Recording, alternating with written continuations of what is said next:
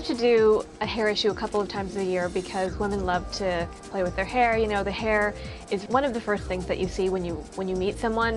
You know, it's such a big part of somebody, really shapes their personality, what you think of someone. I think one of the things that women find so appealing and important about their hair is one of the few ways that you can really make an individual statement about yourself. Well, in this story, it's really interesting because we give women a sneak preview into what it takes to get that ad-worthy hair, what it takes, how many hours, how many days, a whole week of preparation just for that one shot of this woman, you know, twirling her head around and the hair flying. Sometimes, like this time was like 1 hour, you know, because was putting the napkins and that stuff. What we're trying to achieve visually is creating really modern images. We have really great models today. We have a top hair person. We got 4 different girls with 4 different textures, and my job is to make each one stand out, you know, and the first thing comes to your mind is like, wow, what beautiful hair. So that's what we're trying to do. We're just really trying to convey beautiful, lustrous, gorgeous hair, you know, something that is very aspirational, just that sort of like dream hair. What it really is absolutely on the cutting edge of what hair care is out there for you now to make your hair as thick and shiny and colourful as you want it to be. When you wake up having a good hair day, you really feel better about yourself. Most women will tell you if they're having a good hair day, everything else comes next. And when you're having a bad hair day, there are days you just don't want to leave the house. They call them bad hair days for a reason. If you have bad hair, it really affects your day.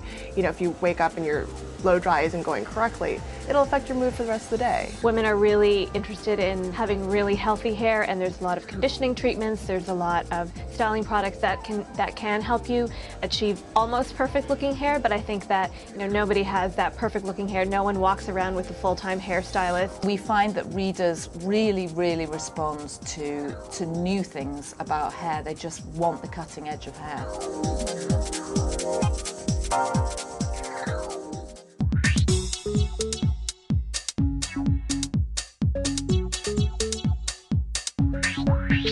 There's a big myth out there that if you blow dry your hair, it's bad for it, and you shouldn't let heat touch your hair. Heat doesn't hurt your hair.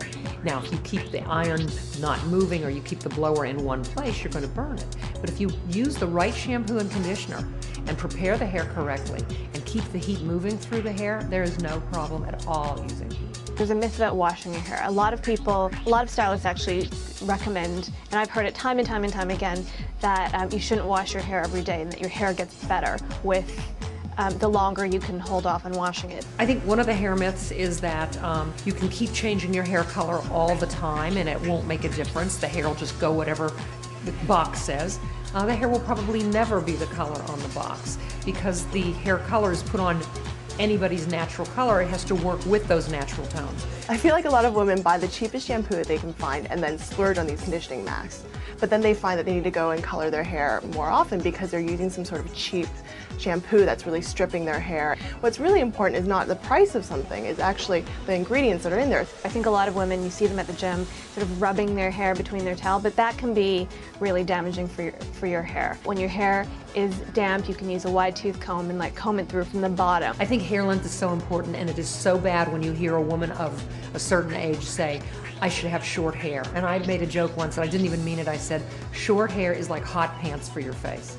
Unless you have a perfect jaw, a perfect chin, unless your mouth is in a great shape, unless the neck and the shoulders are great, super short hair just exposes it, and people are looking at the thing you don't want them to see. I think a lot of women brush their hair too much, and they touch their hair too much. Every time you touch your hair, every time I'm running my fingers through my hair, I'm breaking pieces, I'm causing frizz, I'm, you know, breaking up little pieces of hair and causing damage. So the less you touch your hair after you style it in the morning, the better and healthier your hair will be. I think that it's a myth that you have to only use products that are meant for your hair color, because if you look at the shampoos and conditioners and styling products that are meant for blondes, I could easily use those.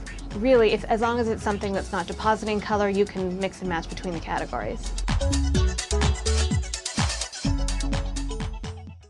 Did you know 8 out of 10 women have damaged hair? Did you know New Dove can repair it? The New Dove therapy system is different because it contains a precious repairing serum. It repairs damage strand by strand and brings out the beauty in your hair every morning. Try the Precious Repairing Serum in the new Dove Therapy System. Goodbye, damage. Good morning, beautiful hair. We are going behind the scenes to find out from people all over the park what kind of lies they've told. I'm wondering, do you have any white lies that you can tell everyone at Marie Claire about? It is just an enormous amount of pressure for any woman out there these days, and how tempting it is to make yourself sound even a little bit more fabulous.